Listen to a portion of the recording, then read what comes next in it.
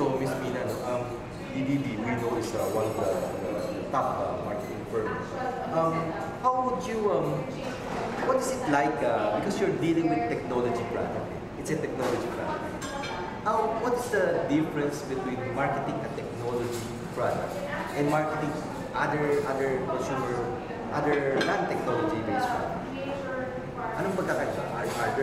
Meron bang ibang technique or alam natin kasi sa technology, yung concept of obsolescence or progress ng technology, mabilis.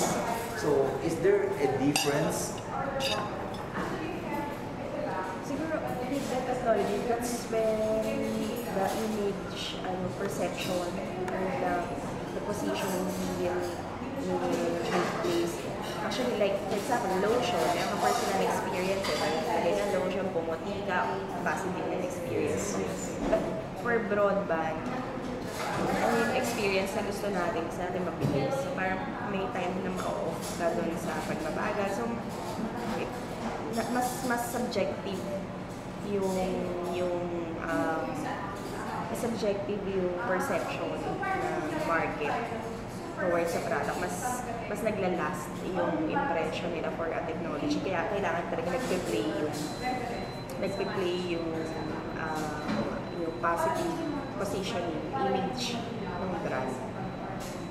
To push yung usership, kasi unlike other products na walang personal, walang contact, unlike lotion, unlike food, natitikman mo, sasarap ka dito talaga. It's more on experience, more on engagement.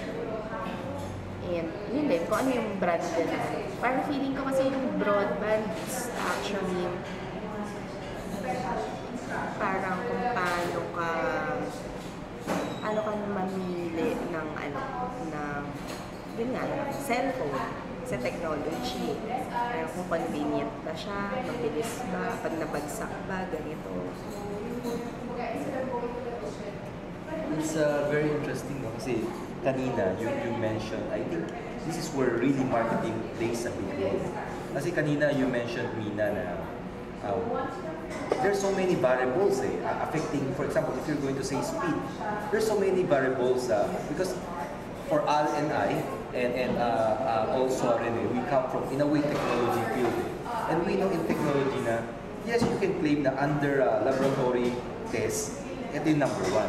Pero in real life situation, you might be the fastest, pero maraming users at that particular area, or there's something interfering or whatever, that affects the performance. So, in a way, you could not say that the edge in technology might not really play a big role in many situations, I would say. And you also mentioned that, in a way, aside from the nationwide thing, the other thing might more or less in the price, the other thing might more or less be the same. Like between i-cover mo yung tattoo, i-cover mo yung smart draw, i-cover mo yung sun cell, and just base. So that's where I think branding comes to the picture, which is why, am I right in assuming this one? Yeah. Yun yung sinabi ko kanina na parang it's more on imaging, positive imaging, yung branding, kung paano mo i-position yung market. Yun yung kailangan din i-push for technology. Kasi na unlike yung other categories, pagdating sa broadband, ang bilis mo pwedeng magpalit ng daming alternatives. Unlike sa lotion, pwedeng may allergic reaction ako dito, hindi ako pwede dyan, mahal yan. Sa broadband kasi medyo hindi nagkakala yung pricing, hindi nagkakala yung, actually parang yung load hindi na natin alam kung ano ba yung unlimited na to, anong unlimited yan, ino-offer niya, basta broadband yan, diba? Basta yan. So last question. Okay.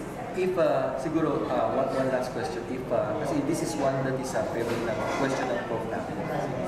If Smart Bro is a person, who would he or she?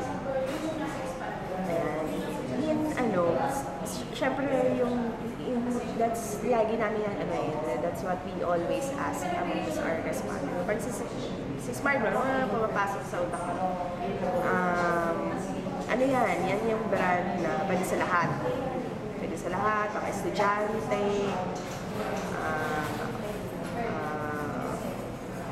pwedeng mahirap, pwedeng mayaman. So, wala siya actually na, ano, na, ang tawag dito, wala siya ni-alienate.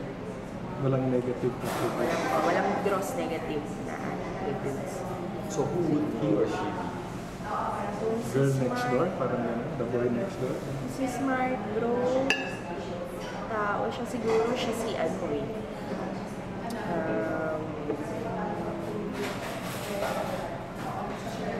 Siya siguro si Pinoy. Meron siyang intellectual side, meron siyang, ano eh, meron siyang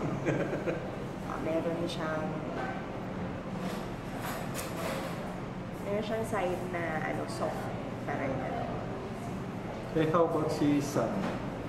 If Sun is a person, Sun Broadband. Si San siguro yun, eh, that's the ano, perfect, ano yun. Si Aga, parang tumanda ka na ganyan.